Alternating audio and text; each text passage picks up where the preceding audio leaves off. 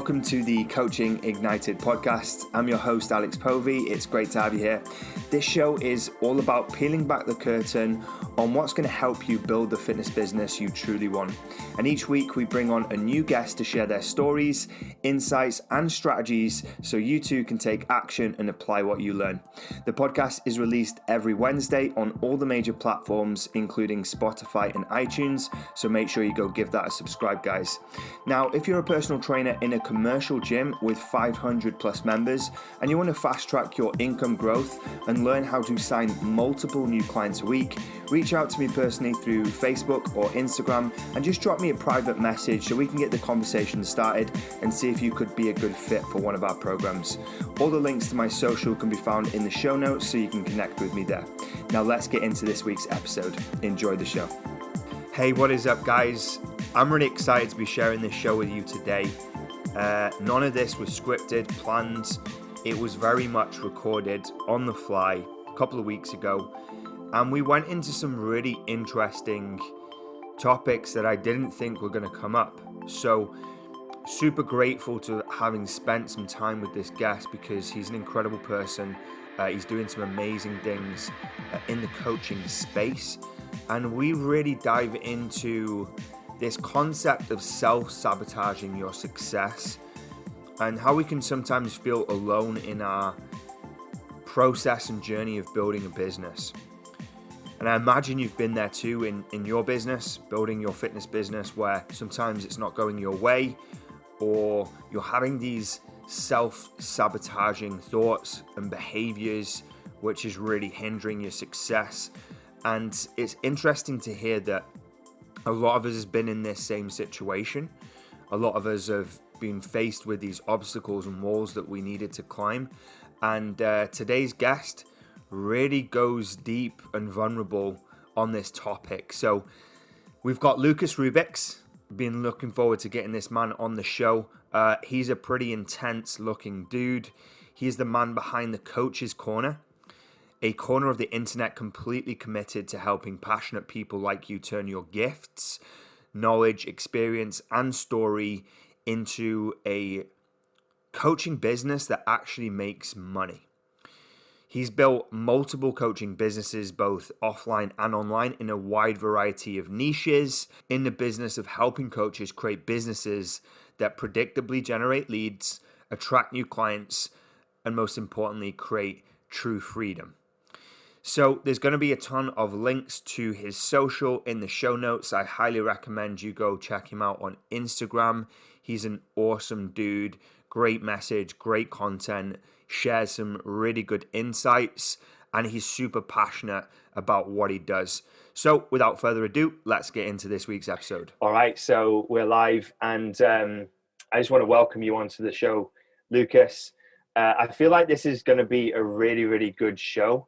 And I feel like we're really going to unpack some cool things based on just our little chat that we had before going live. Mm-hmm. And for everyone listening, I really just want to set the stage as to who you are and what you're all about and how you got into this kind of journey of coaching. So if we can just rewind a couple of years, as far back as you want to go to make it relevant, to tell your story about finding coaching and becoming a coach and coaching other people. So yeah, over to you, man.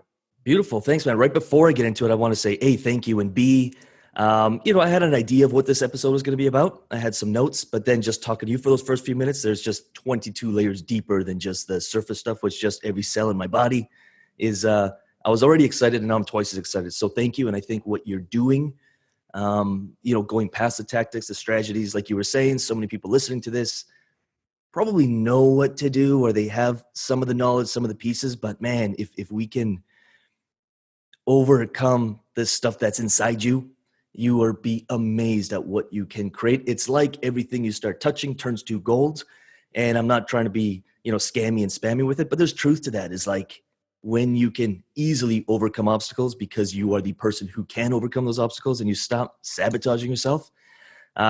Anything you do, I don't care if you quit coaching tomorrow and you decide to start a sailboat tour company, you will succeed when you have the tools to do it. So I'm really excited about this. So thank you.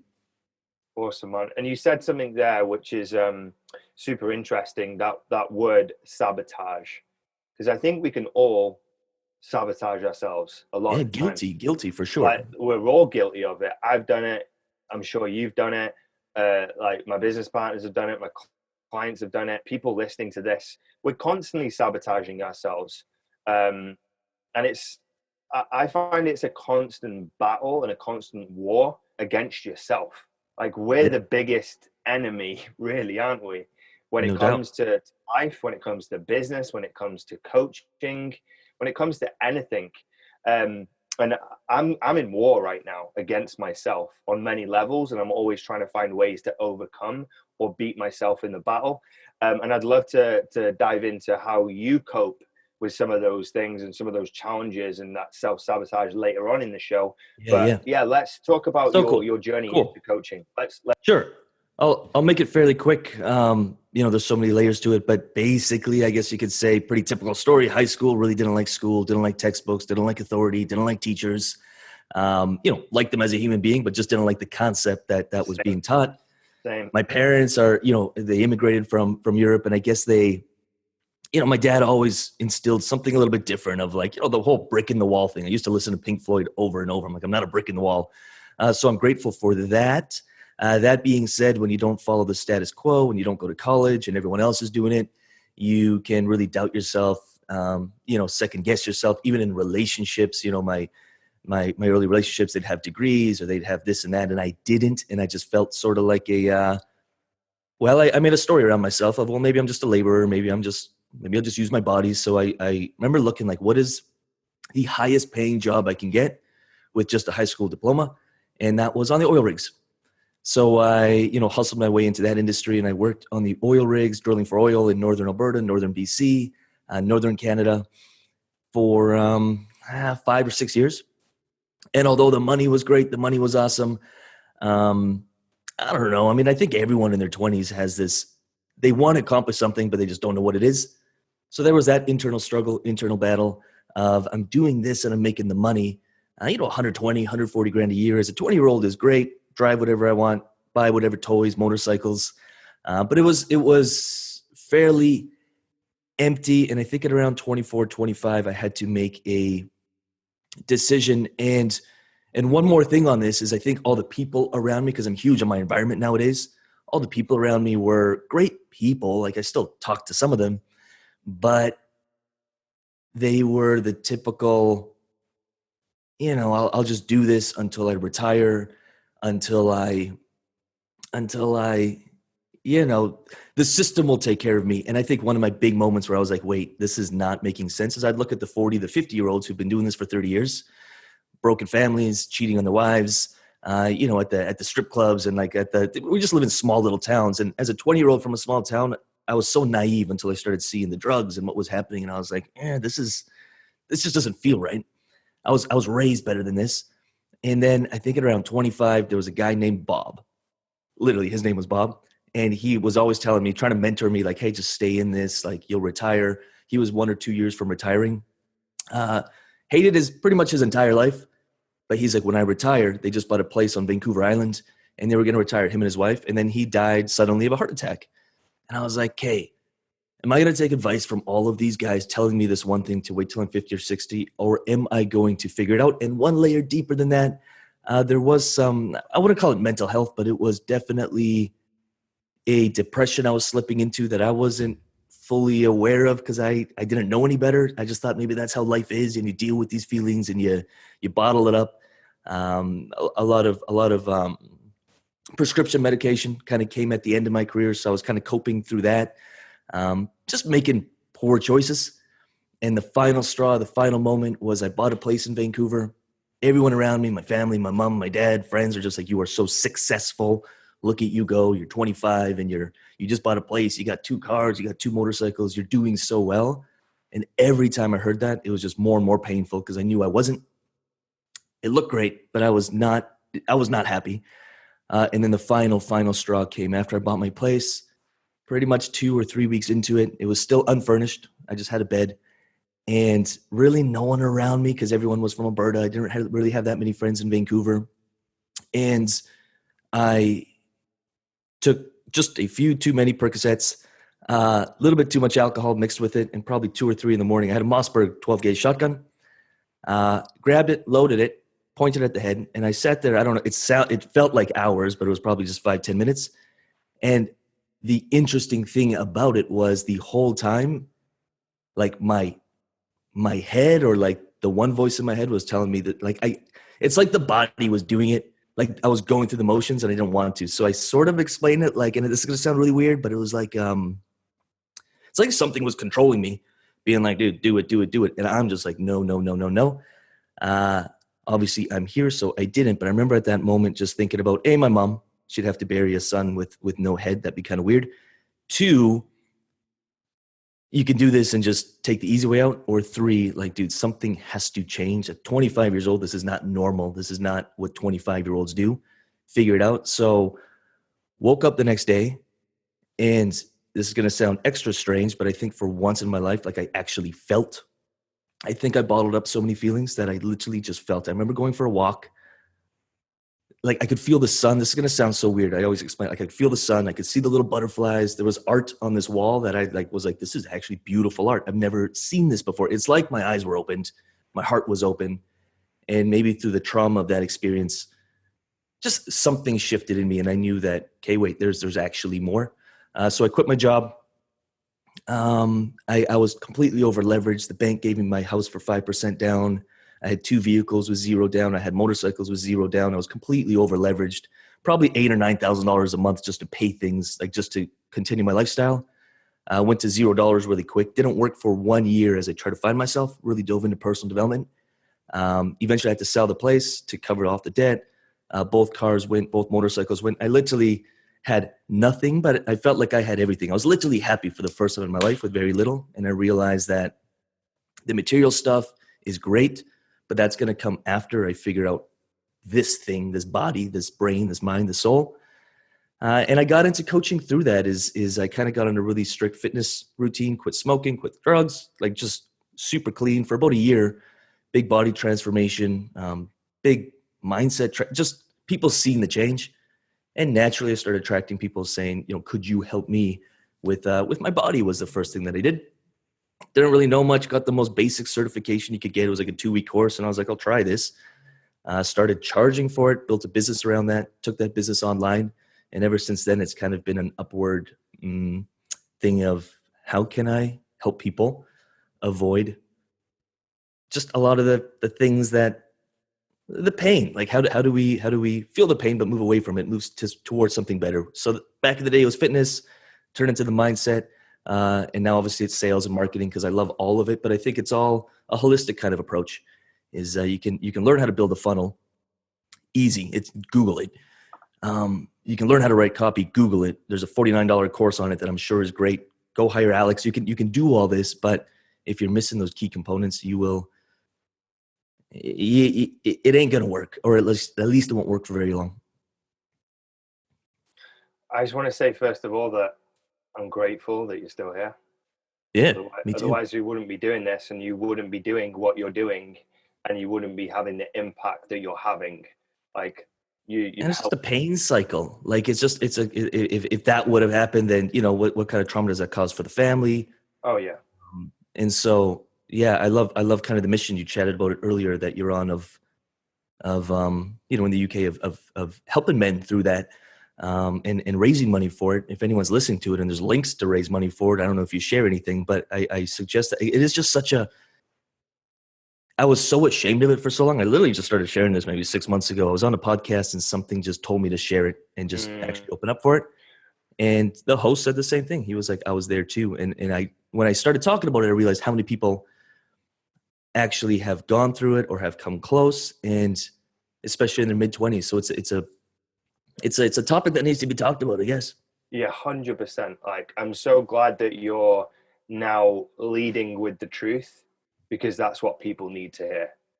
Even though it might be shameful to you that you were at that point on your bed with a shotgun in your hand thinking, do I pull it? Do I not? Do I pull it? Do I not? Like, that's a very dark place to be. And yeah.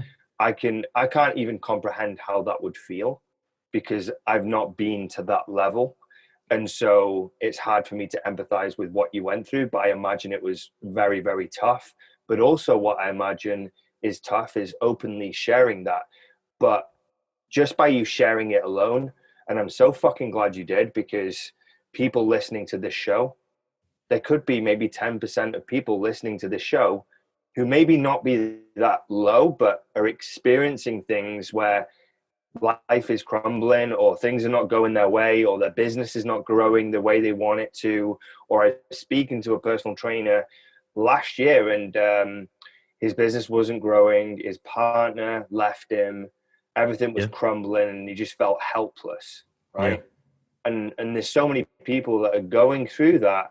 And you made a good point that I think as men, especially, we bottle these things up and we suppress it, because we almost feel as men weak if we share our emotional side and our insecurities and our weaknesses, when actually, on the flip side, I believe it's more strong to be self-aware of your weaknesses and prepared to share them in pursuit of overcoming them. 100%, dude. I think the first time I remember really, really crying, I think it was 26 or 27. And I think it was 27 years of bottled up. You know, my parents, amazing, but just the way that they grew up was like, if I ever felt something as a kid, they got uncomfortable. My dad got uncomfortable, didn't know how to talk about it. Love my parents to death, but it was like, I remember the first time I actually was like, woof, like all of this shit. And I remember how freeing it felt after.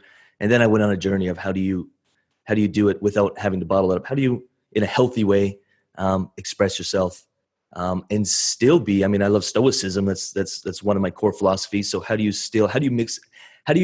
do it in a healthy way while still being a leader, still being a man, still crushing your path, and knowing when to share and when to go through it?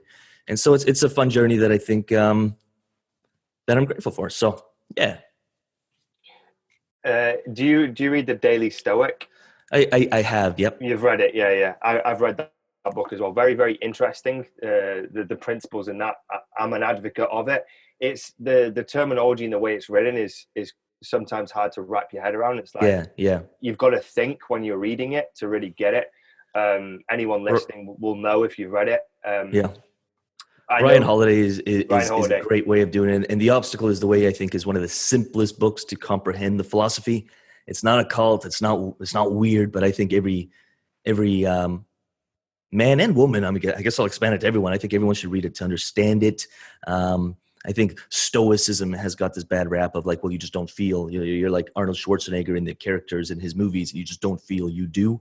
And that's just one really small part of it, but it's actually just a very small part of it. It's a really good book, and a lot of sports, a lot of athletes, a lot of business, a lot of even Eastern religions are very closely tied with it. I guess it's just a different way of understanding some kind of philosophy to live your life by that I really resonate with on a very deep level. And I noticed you're a big reader. Actually, you shared some books recently on your Instagram profile. I want to come back to that in a second, because Sure. I'm a big advocate of reading, and I imagine the guys listening to this podcast and the girls, they're very hungry to learn things, because they're spending their time with this educational podcast. So that's really the audience. So we can cover that in a second. But I'm going to share one more thing to anyone who's listening, and I'm not being a look at me, because I have challenges and struggles every day, but I've got the world's most perfect woman. I wake up in the morning. I love what I do. Like, life can be different. So if you are struggling with stuff, I'm talking like in 1 year's time, in 2 years' time, even in 5 years' time, your life can be completely different. And I know it feels hopeless at times, but I genuinely love every single day. Not every day is perfect. Some days I want to quit, give up, and pack it all in, retire. But it lasts for about 2 hours. You think about your why, you think about your purpose, and you're right back at it. So things can be different in a very short period of time. Just in case you are thinking that you're an exception to that rule, you're not. Don't be that egotistical. There's a way out. I'm actually really glad you said that, because the charity that I support, which is Mentel, it's called Mentel. They've got basically sites all across the northwest of England, and it's a simple concept, super simple. And what you mentioned right there is exactly how it works. It's basically an open forum where guys can come down. You sit in a circle and you basically just talk. And there's going to be people at different levels on the scale of how they feel about their emotions and whether they're suicidal or not. And the key thing is to have people that have gone through the different levels and overcome things. Cool. So you were once at this really, really low point, and if you were in that circle, you would be now talking about how grateful you are about like being with your partner and the life you've got and what you're doing and your why and your purpose. And that's what the person below you needs to hear. Yeah. Because they're going to turn to you and go, wow, he was suicidal. He was ready to go, but now he's here. So then they put 2 and 2 together and they're really down here and low, and they can see hope by hearing you speak. But that only happens when you open your mouth. That's and amazing. You talk openly about it. And so it's exactly the same as what we're doing here. It's just me and you are sat in our own little circle. We're talking about it. You're explaining about where you were. And maybe there's someone listening silently to your story where you were and where you are now. And then that's going to give them hope. Yeah, that's great. I'm really glad you shared that, because that's really how simple it can be. Beautiful. So yeah, I'm glad you said that, man. You talk something, you mentioned something, a word, and I pick up on words all the time because they're very powerful and they really give a lot of weight. And you said environment. You said environment and how maybe your old environment wasn't supporting you before, right? And then you created a new environment, because I've been there as well. When I was growing up, I was hanging around, I wouldn't say with the wrong people, but I wouldn't say they were the right people for where I wanted to be or what my potential was. And so in that environment, I was a certain way. I was not going down a path where I would be happy in the future, or I wouldn't have achieved much if I stayed there. And personally, I had to remove myself. I had to leave all my friends. I had to disconnect from that circle, everything I knew, and I moved to another country just to restart and reset and create a new environment to get out of the old habits and the old behaviors. And you spoke about that. You spoke about changing your environment. And I think this is interesting because getting around a coach is like changing your environment as well, right? So if someone were to come to work with you, that's effectively changing their environment. They're getting input from someone who is going to influence how they behave, how they act, and their way of being. Can you talk 100. a little bit more about environments and what that's done for you, just to quantify the environment piece? Yeah, sure. And I think, words paint your worlds. And I'm really big on that as well. Sometimes I catch myself saying something like, oh, I'm painting my world right now. Let me I will actually repeat it out loud. Even if I think something, I'm like, wait, that's a thought, painting my world. Let me rephrase that. Let me change that. Environment. I'm like, everything in your life should support, like every piece of your life should support your mission. So obviously, fundamentally, know your mission, know your why, know what you want. But once you know what you want, how can you set up your day and your life to be able to support that on every level?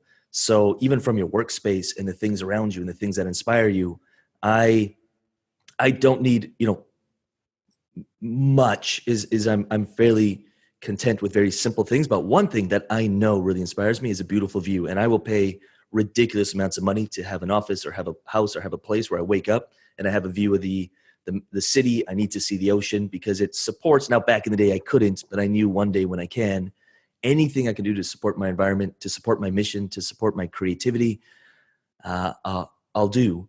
And so if I have a beautiful view and I wake up and it inspires me to create more and I can go sit out there and have a coffee and just think, great. The people around me, you'll notice, like I used to have maybe 10, 15, 20 friends and I'd be always texting and talking to them. And one, I just kind of was like, what am I, like I'm probably spending an hour or 2 hours talking to friends, which is great, but are they really my friends? A, B, I really had to start pick and choosing who's in my world. And not that I removed, like being like, I'll never talk to you again, but I just had a conversation. I'm like, look, I'm going on a mission. I really want to change myself. I hope you support me. And I'm going to be off the grid for a little bit, figuring me out. And nowadays, the circle is very, very tight. The people I get to connect with all lift me up, all inspire me, and I give that back. So the community and the clients that I'm a part of, I make sure I'm always giving back. But I'm just, anything that's not supporting your environment, I'm talking from any habits that you may have right now, any people in your life that you know every time they bring you down, you don't owe anyone anything.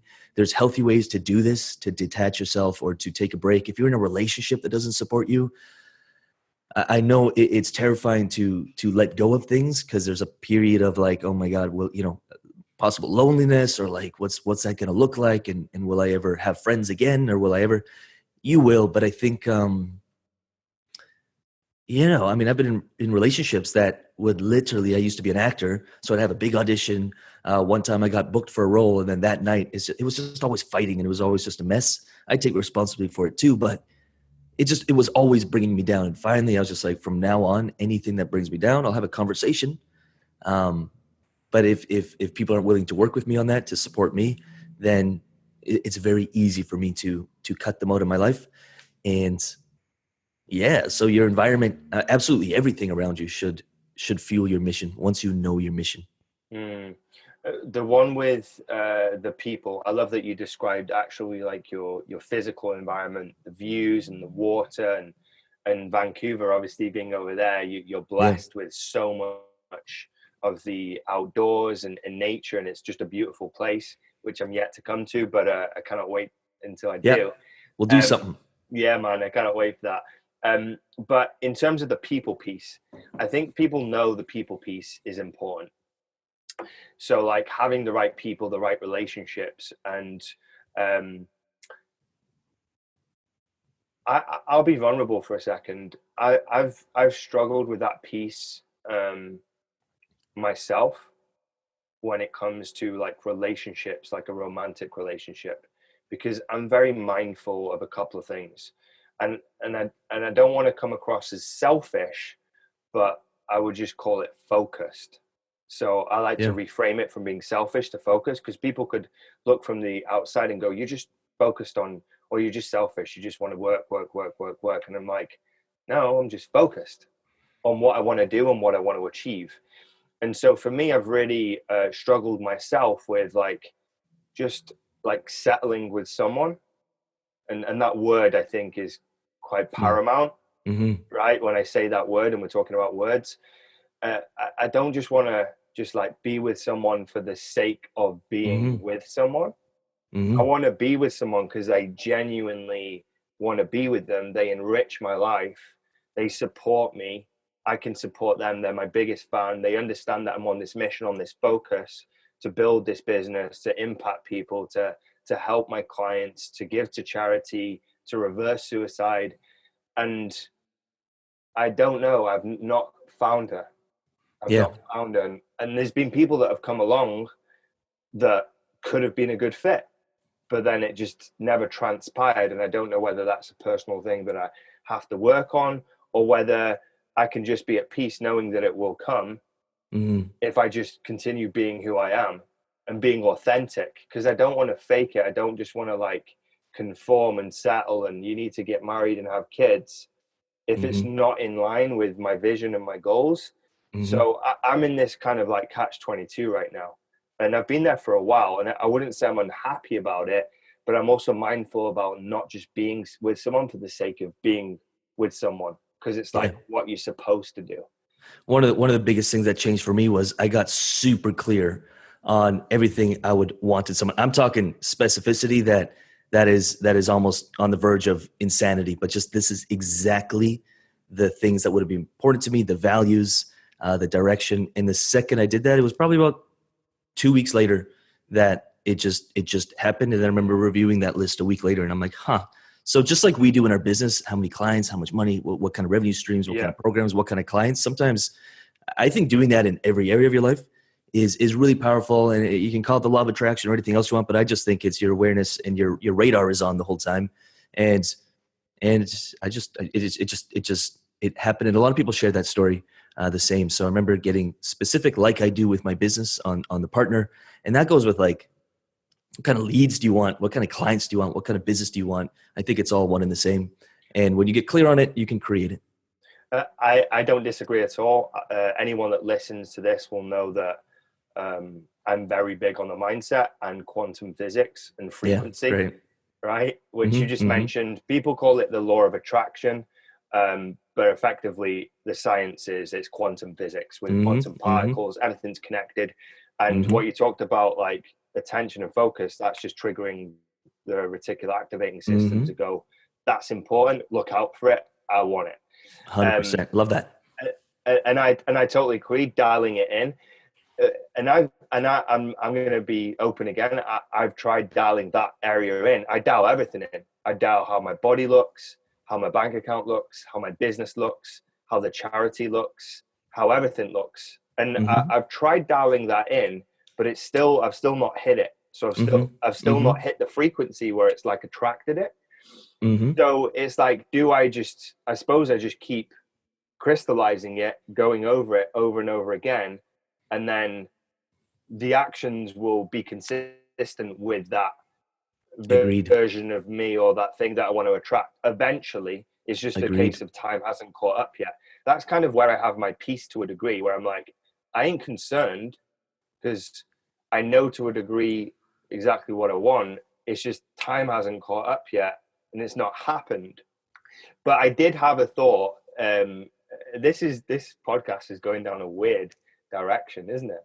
That Mm-hmm. I didn't think it would do, which is cool.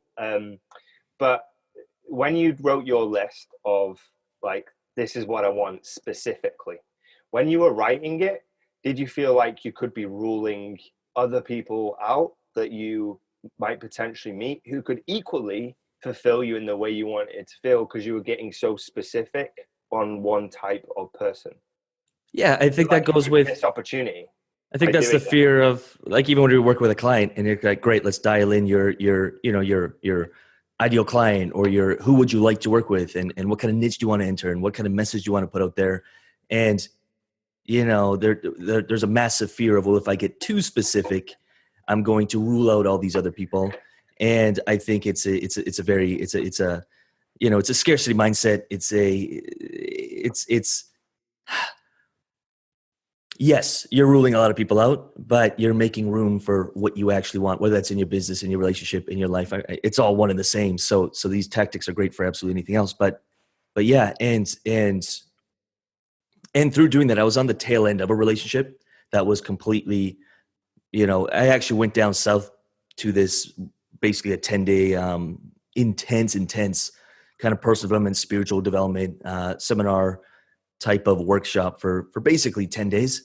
And that's where I got really, really clear. I remember just being on the flight home. I had so much peace, so much clarity of what I needed to do. There was a lot of consequences to those actions. I had to leave the relationship I was in.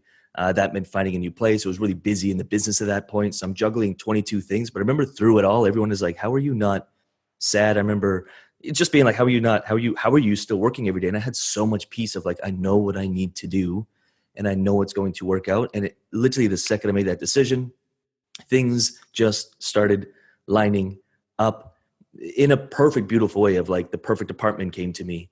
I got invited by a friend to this book release. An author was having a book release, and went to the book release, kind of hanging out, and then connected with the author. And then a month or 2 months later, she became my girlfriend, like the perfect person for me. And just everything started lining up, even in the business. Like the best months came right after that. And I just was like, okay, get clear, get specific, so specific that you say no to a lot of things and you're at full peace knowing that you're making the right decision. And yeah.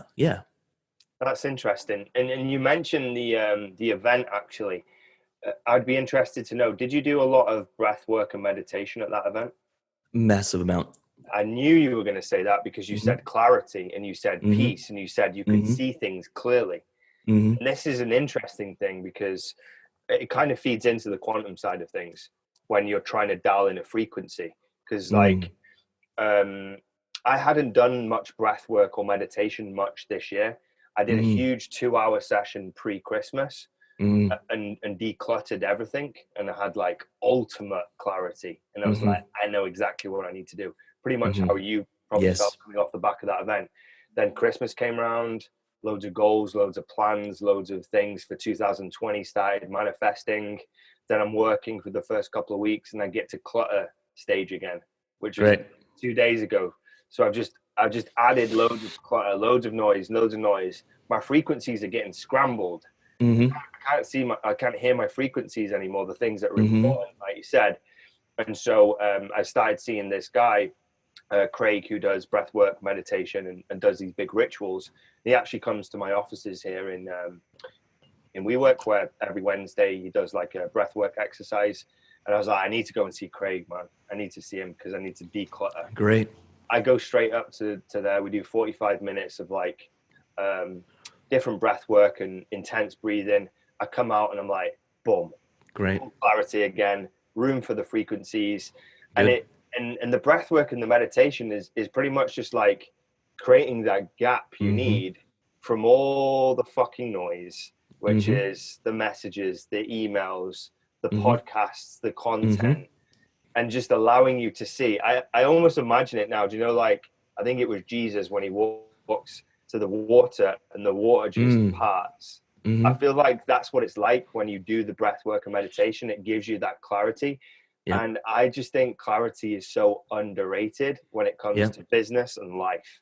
Yeah. What are your thoughts on that? Yeah, you mentioned Jesus. I always think of Neo from the Matrix. Literally, I'm just like, It's the same bullet thing. time, the speed time. I can see past the bullshit. I can see the ones and the zeros that make up the world. I actually start realizing that it is just a game, and losses and wins are a part of this game. And you know, and the ultimate fate, and I mean, you could think of it in many different ways, but we're all going to die.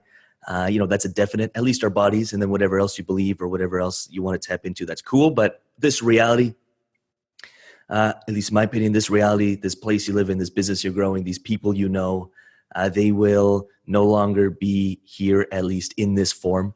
And I kind of feel like when I'm in that state, I'm just like I'm Neo. There's bullets flying. I'm kind of dodging the bullets, finding solutions, doing the thing. And it just feels so amazing. And that does come with clarity and with just getting grounded every morning. When I don't ground, 2 days ago, I didn't. I woke up.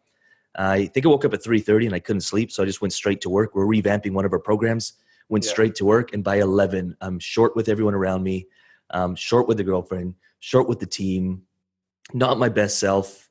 And it's just a big mess. And I remember, slow down, get some clarity. And so I try to do that every morning as religiously as I can. I might miss 1 out of 7 every week, but it's a little journaling, little clarity, breath work, writing, closing the eyes for 10 minutes and just breathing, and then starting the day from that place. Game changer. It's free. It's simple. You don't need to buy a course on it. You don't got to buy a book on it. It's that simple. Try it for 14 days. Try it. Discipline yourself to try it and see what happens. I can almost guarantee you that you will have better outcomes in life. And the challenges and the obstacles you face will be the same, but they'll be effortless. You'll be Neo from the Matrix, or Jesus parting the waters, or Buddha, whomever. You'll be a ninja. It's interesting because I knew about meditation for years, just like you probably did before you started, right? And you probably heard people like us talking about it right now, saying you should definitely meditate, you should definitely do the breath work. And you're like, that's stupid. I ain't got time for meditation. Yes. I need to consume more because I want to Absolutely. get to where I want to be. And especially if you're like very driven, meditation is almost like, I don't know, it just seems like a waste of time to you because you're like, why would I want to stop thinking when I could be consuming more and learning more and doing more? And it's almost like this weird concept that you've got to wrap your head around. And I did exactly what you said. So one of the podcast guests came on my show, Pete Tansley. He's an online business coach, very much like yourself. And he was giving me the same speech about meditation. Yeah. And I was like, okay, Pete, okay. And he's in the same mastermind as me.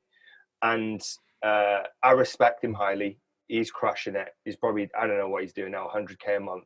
Got a 7-figure business. So he's doing well for himself. Good. And so his authority's there for me to listen to what he's saying. And he's telling me about meditation. He's like, I'm doing it every single day. I did it every day for like 360 days or something because I saw it on his post. And I was like, now if this guy's doing it at his level, and maybe this makes sense for me to give it a go. So I committed to just like you said, 30 days, back to back, 5 minutes a day. And I said, Pete, I'm going to do it. 30 days. Let's see if I can do it. And I did it.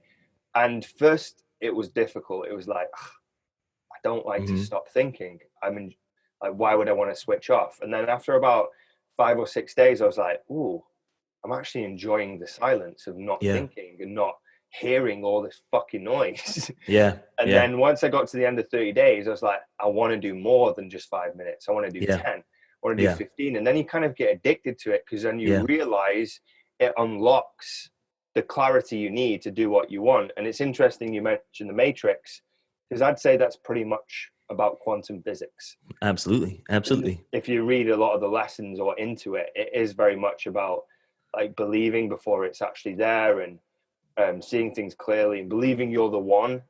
Like Yes. that is quantum. 100%. It's very, very 100%. You're fucking quantum. 100%. The one thing that I don't like, or that I have an issue with when it comes to kind of, I'm going to call meditation, and I say this with complete love to anyone listening who resides on this, but I mean, there's many types of people, but I'll just break it down into two.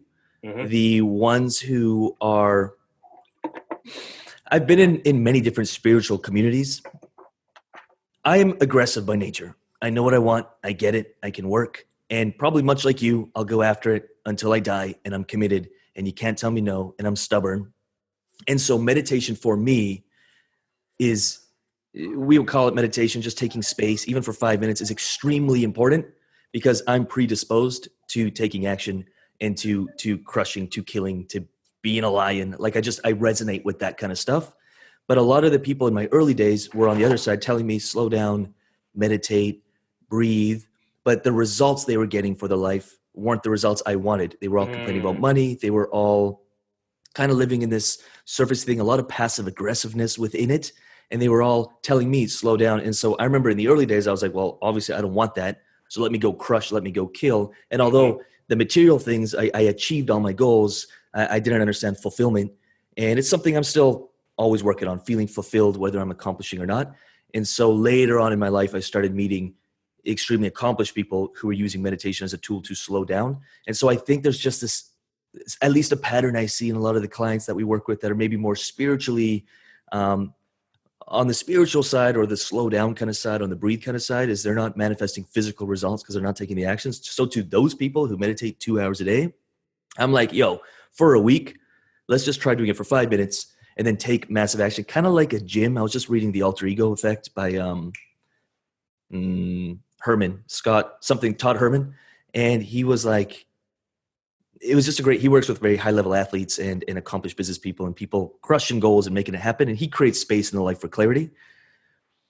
But one of the things he was mentioning that I loved was like, sometimes our biggest breakthroughs mentally, or the ideas, or creatively, come when and maybe you've experienced this, I experience all the time, you push the limit, you're so frustrated, you've been trying to find a solution, and you push even harder to exhaustion, and then you take space, then you breathe, then you go to sleep, and sometimes you wake up with the answer to your problem. I know I do.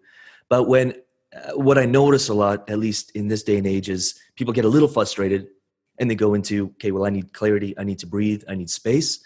And I think that's great. But just like in the gym, if you were pushing hard and you were on the 8th rep and you got a little bit tired and you were like, you know what, I'm done, I'm a little tired. Whereas any great athlete or any great trainer would say, let's push way past that and then let's rest. Let's take that time. So I think, at least I get frustrated with some clients sometimes because I just know they haven't pushed to the limit. And as a coach and as a trainer, I'm just like, let's push you just a little harder until you literally are on the verge of, your mind is so effed, you're so exhausted, and then let's take space. And sometimes the biggest breakthroughs I see are right after that. Now let's take a day, let's breathe, let's go to the ocean. And they fill a notebook up with solutions that they never had before because they never pushed themselves that far. So at least in my opinion, I'm really be aware of how you're predisposed.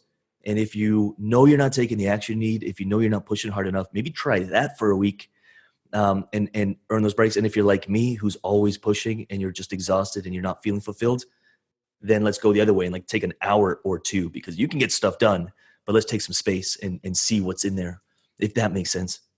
Yeah, it makes total sense. Yeah. And it sounds like you've been on a lot of different journeys and exploration and self-awareness and spirituality. I'd be intrigued, and this is totally up to you whether you want to disclose this on the podcast. Sure. But have you experimented at all with any plant-based, like psychedelics, Yeah, 100%. ayahuasca, mushrooms, truffles, anything like that? Yeah, mushrooms for sure.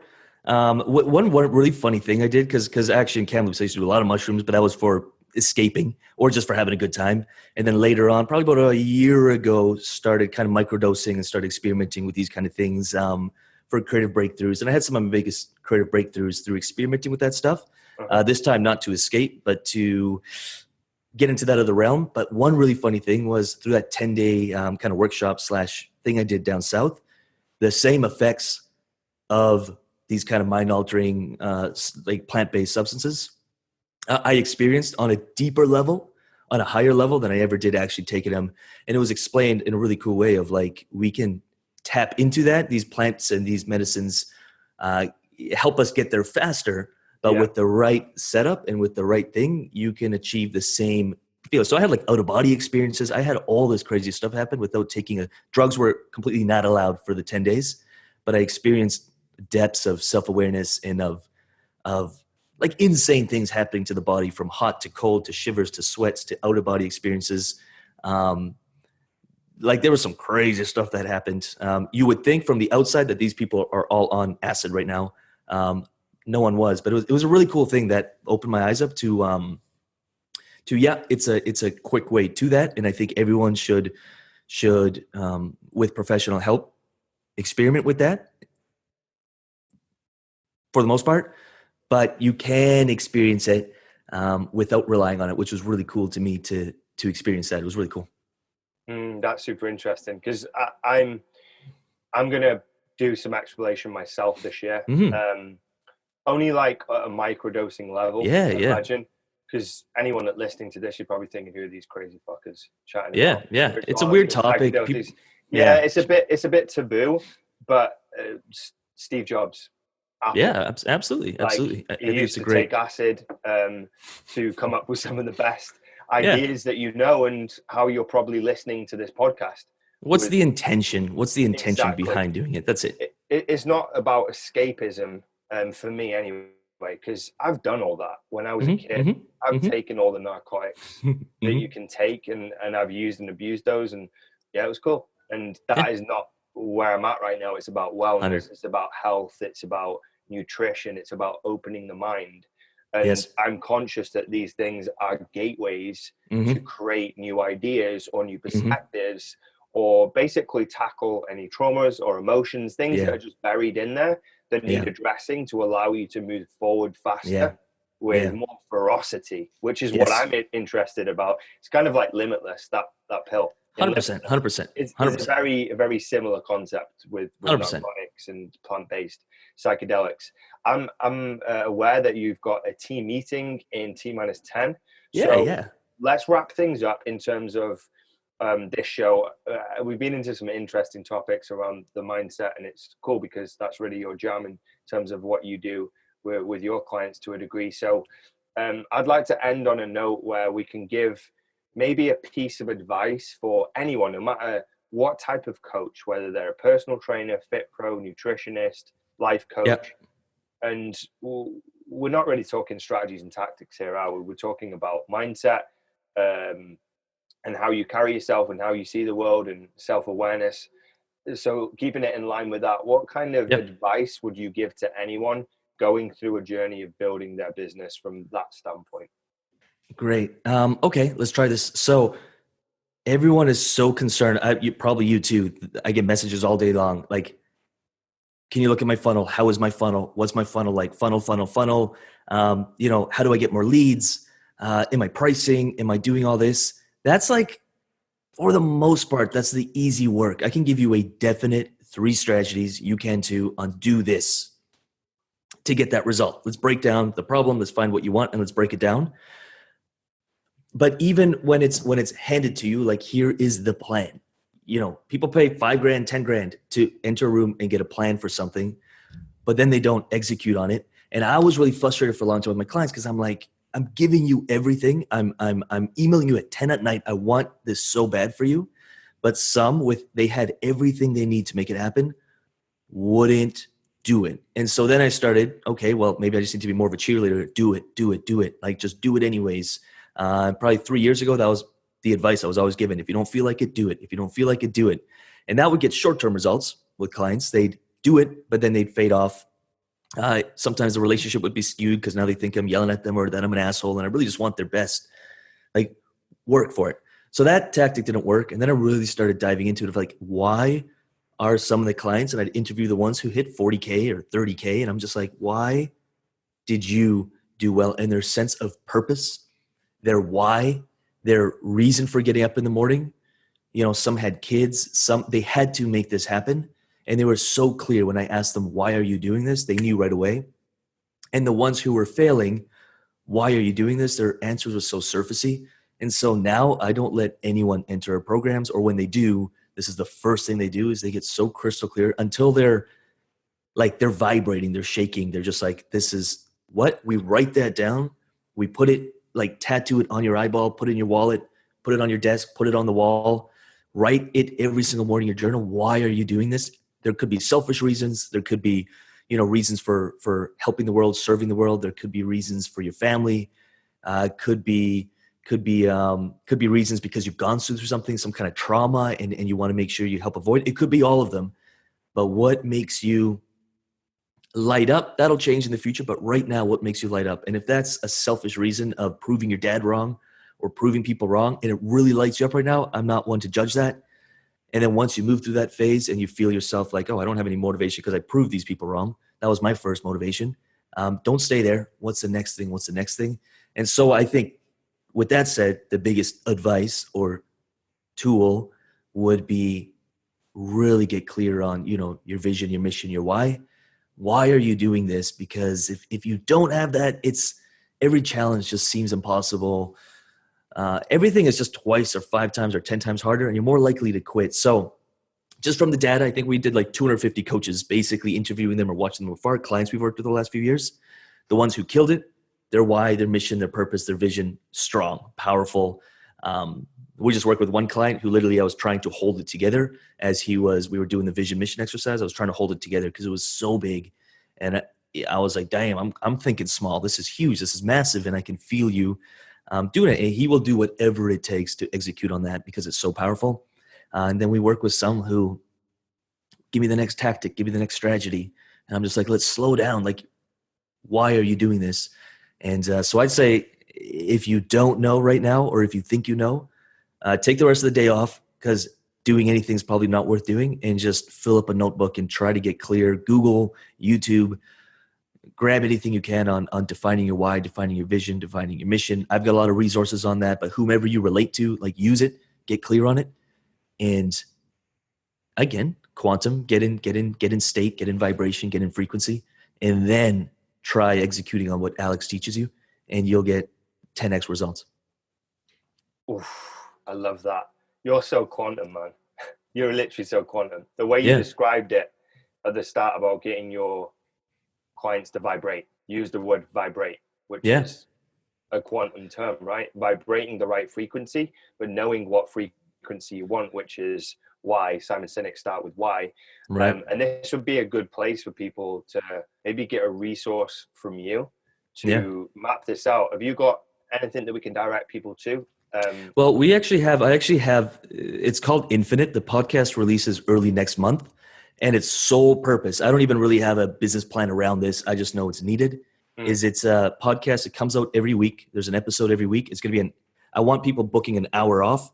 The episodes are going to be a hard stop at 20 minutes long, and it's all action-based stuff. And the first episode is literally the why, the vision, the mission. And so it's a year-long personal development program that's free.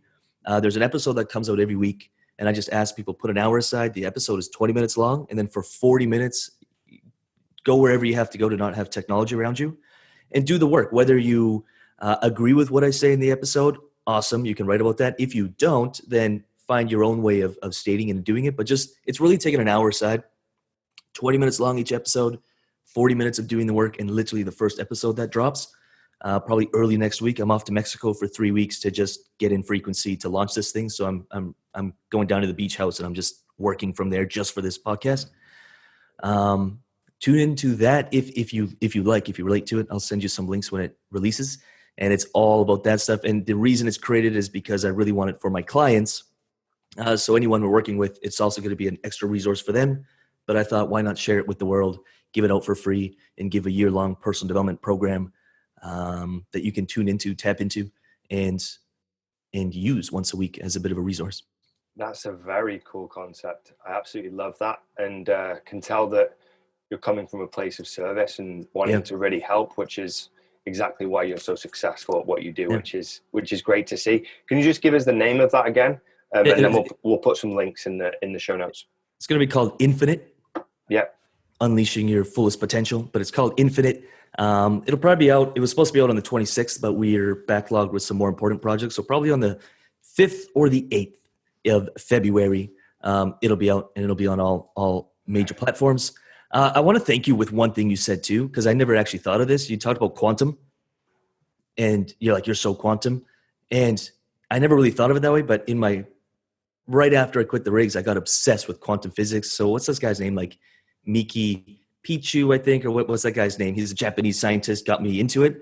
And I read probably 20, 30. My girlfriend thought I was crazy because it was all about quantum physics and particles and freaking vibrations and string theory. And I guess that must have played some early development role, because nowadays I think about that stuff a lot, but I totally forgot all the research I did on it 5, 6, 7 years ago. So I'm going to explore that and try to find those books and see some of the notes I took 7 years ago. Yeah, well, the language you use is very quantum. You said it many times. You use quantum basically terminology. Cool. Which is awesome. Appreciate that. So yeah, man, cool vibration. All cool. Right. And then I like it. And then a link to your Instagram. Let's just give people that as well. So at Lucas Rubix, and it's lucasrubix.com for absolutely everything else. I hope it serves. We've got a lot of resources. 98% of the time we're creating stuff for free, and 2% of the time we're getting paid for it, but we get paid very well for it. So it makes up for the 98. I think it's the best business model in the world, a value-centric business model where you give so much, and then the people who are really, really, really, really wanting help pay the most, which is why I love high ticket, and I like that kind of model. Probably much like yourself. Yeah, 100%. Value first, and the money follows. Beautiful. Awesome, man. Thank you so much for coming on. Really appreciate you, brother. Thanks, brother. Thank you for tuning in to this week's episode of the podcast. I hope you enjoyed the show. If you did enjoy it, I'd be really grateful if you could leave a short review on one of the platforms. And if you're a personal trainer in a commercial gym with 500 plus members and you want to fast track your income growth and learn how to sign multiple new clients a week, reach out to me personally through Facebook or Instagram and just drop me a private message so we can get the conversation started and see if you could be a good fit for one of our programs. All the links to my social can be found in the show notes, so we can connect there. See you next week.